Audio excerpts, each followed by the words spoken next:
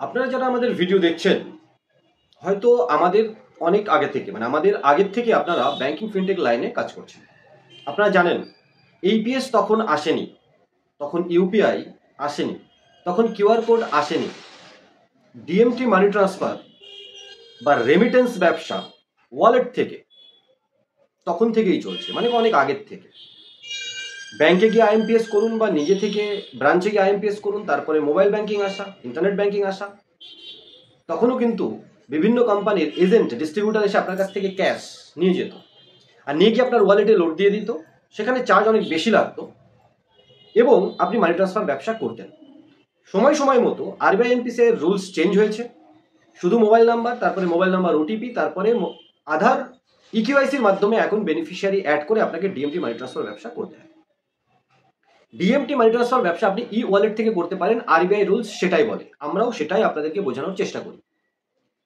এবারে আপনি আমাকে ক্যাশ দিন, ডিস্ট্রিবিউটার এসে ক্যাশ নিয়ে যাক, বা আপনার ব্যাংক অ্যাকাউন্ট থেকে, কারেন্ট অ্যাকাউন্ট থেকে আপনি কোম্পানির ব্যাংক অ্যাকাউন্টে লোড নিয়ে কাজ করুন, এটাই হচ্ছে অ্যাকচুয়াল নিয়ম। কিউআর কোডে পেমেন্ট আপনি নিতে পারেন এবং সেই ওয়ালেট, সেই ব্যালেন্স থেকে আপনি ডিএমটি রিচার্জ বিল পেমেন্ট করতে পারেন। কিন্তু এখনো পর্যন্ত কিউআর কোড থেকে আপনি পেমেন্ট ততই নিতে পারেন যতটা আপনার প্রোডাক্ট বা সার্ভিস সেল করেছেন। আপনি ক্যাশ দেওয়ার জন্য 5,000, 10,000, 20,000 কিউআর কোডে নিতে পারেন না, আর সেই অ্যামাউন্ট আপনি ডিএমটি মানি ট্রান্সফার বা ইউপিআই করতে পারেন না।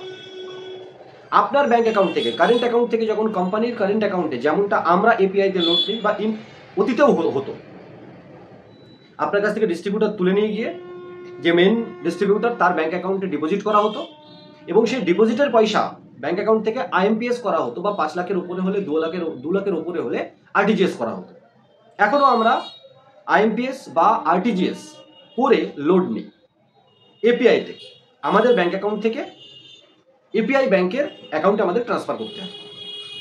আপনাদেরকেও ঠিক লোড নিয়ে যদি কাজ করতে হয় সেরকমটাই করতে হবে finsoft.co.in এ। অনেকের মধ্যে আপনাদের কোশ্চেন আছে, কনফিউশন আছে যে কিউআর কোডে পেমেন্টে নিতে দিন, সেখান থেকে আমরা কাজ করব। অবশ্যই কোনো পোর্টাল যদি দিয়ে থাকে, আপনার কাছে যদি বিল থাকে 10,000, 20,000 আপনি কিউআর কোডে নিচ্ছেন, নিশ্চয়ই প্রোডাক্ট বা সার্ভিস আপনি দিয়েছেন।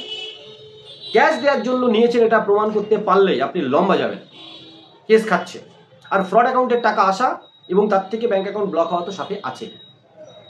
কিন্তু আপনি যদি আপনার ব্যাংক অ্যাকাউন্টে যে পয়সা আছে বা আপনি ক্যাশ ডিপোজিট করলেন, আপনার কাছে ক্যাশ আসছে, সেটা আপনি ক্যাশ এইপিএসে দেওয়ার পরেও থেকে গেল, আপনি ক্যাশ ডিপোজিট আপনার ব্যাংক অ্যাকাউন্টে করছেন, কারেন্ট অ্যাকাউন্টে, এবং সেই কারেন্ট অ্যাকাউন্ট থেকে আমাদের কোম্পানি বা অন্য কোনো বিটুবি পোর্টালের কারেন্ট অ্যাকাউন্টে পয়সা ট্রান্সফার করে আপনি আপনার লোড নিচ্ছেন। লাখ লাখ টাকা লোড নিয়ে কাজ হয় শুধু আমাদের পোর্টালে না বন্ধুরা, খোঁজ নেবেন অন্যান্য পোর্টালে। এখনো দিনে কয়েক লক্ষ টাকা এক একজন এজেন্ট লোড নিয়ে কাজ করে, তার ব্যাংক অ্যাকাউন্ট থেকে ট্রান্সফার করে। কনফিউশন আরেকটা আছে যে কোম্পানির অ্যাকাউন্টে টাকা ডিপোজিট করলে আপনার প্যান কার্ডে হয়তো হিট হয় না। ভুল থেকে বেরিয়ে আসুন। আপনার প্রত্যেকটা ক্যাশ ডিপোজিট আপনার প্যান কার্ড, আপনার আইডিতে হিট হয়। ভুল করে আপনি আইটিআর ফাইলে দেখাচ্ছেন না, লম্বা সময় পরে আপনি বেশ সুন্দর আকারে ফাঁসবেন, 60 থেকে 150% ফাইন দিতে হবে। আপনি ভাবছেন আপনি কোম্পানির কারেন্ট অ্যাকাউন্টে ক্যাশ ডিপোজিট করলেন, না, ওই ক্যাশ ডিপোজিট করার পরে আপনি রিসিপ্ট আপলোড করে নিশ্চয় বলেন আমি 50,000 টাকা ক্যাশ ডিপোজিট করেছি। বন্ধুরা জেনে রাখুন টেকনিক্যাল কথা, আপনার আইডি, আপনার প্যান কার্ড, ওই সমস্ত ক্যাশ হিট করায় প্রত্যেকটা কোম্পানি। কারণ কোনো কোম্পানির তো একটাই প্যান কার্ড, এক প্যান কার্ডে এত ক্যাশ ডিপোজিট তো দেখাতে পারবে না না। ব্যাকএন্ড থেকে এই কাজটা করা হয়। সেখানে আপনি আপনার ব্যাংক অ্যাকাউন্টে যদি টাকাটা ডিপোজিট করেন ক্যাশ, তাহলে আপনার একটা হিসাব থাকলো সারা বছরে কত হলো, আইটিআর ফাইল করতে সুবিধা হলো।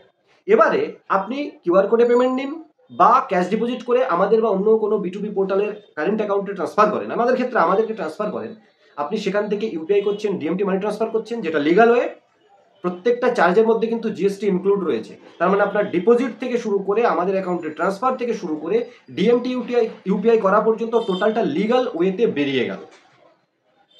যদি কিছু ভুল বলে থাকি অবশ্যই কমেন্ট সেকশনে এসে বলবেন বা কল করে আলোচনা করবেন। আলোচনার কোনো শেষ নেই, শেখার কোনো শেষ নেই। আরবিআই এনপিসি এর রুলস হিসাবে যেটা লজিক্যাল মনে হলো, লিগালিটির সাথে মনে হলো, আমরা আলোচনা করার চেষ্টা করব। কোনো ভয় পাবেন না। প্রত্যেকটা মানুষের, প্রত্যেকটা কোম্পানির একটা করেই প্যান কার্ড হয়।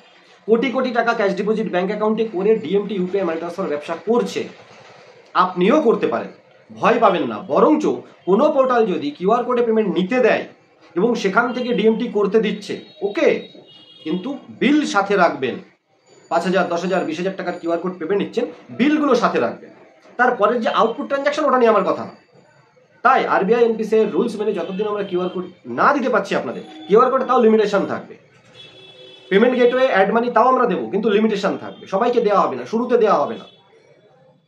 আপনার ব্যাংক অ্যাকাউন্টে ক্যাশ ফেলুন, কোনো টেনশন নেই, কারেন্ট অ্যাকাউন্ট খুলুন, ব্যবসার নাম করে খুলুন।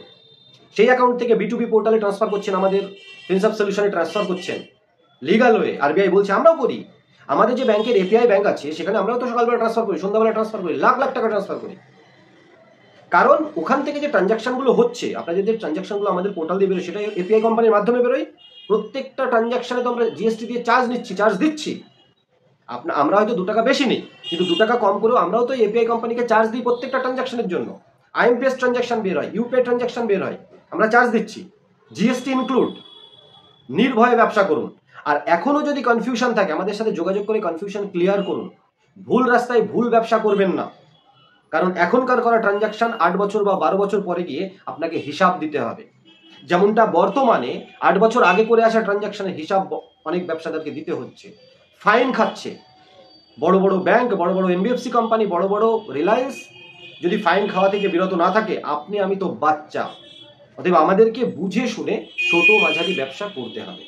আশা করি ছোট্ট ভিডিওটার মাধ্যমে আমরা আরেকবার ডিটেলস খানিকটা বলার চেষ্টা করলাম, এবং আপনারা বোঝার চেষ্টা করছেন যে ডিএমটি ব্যবসা, আপনার ব্যাংক অ্যাকাউন্টে পয়সা জমা করে বিটুবি পোর্টালে ট্রান্সফার করা আইএমপিএস বা এনইএফটি কোনো খারাপ কিছু নয়, ভুল কিছু নয়। কারণ তারপরে বেরোনোর প্রত্যেকটা ট্রানজাকশনে আমরা জিএসটি দিয়ে চার্জ দিয়ে ব্যবসা করছি। নির্ভয়ে ব্যবসা করুন। লোড নিয়ে হলে ফিনসফট আর এপিএস ওয়ালেট যেখানে আছে সেখানে তো ব্যাংক মাঝখানেই আসছে।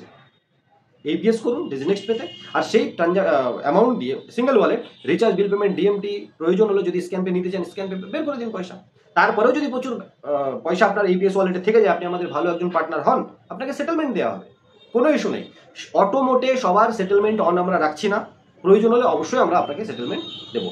ছোট্ট এই ভিডিওটা স্কিপ না করে দেখার জন্য অনেক ধন্যবাদ। নতুন একটা ভিডিও খুব তাড়াতাড়ি আসবে, তখন সবাই ভালো থাকুন, সুস্থ থাকুন, আর আমাদের সাথে থাকুন। ভালো করে ব্যবসা করুন, নির্ভয়ে ব্যবসা করুন।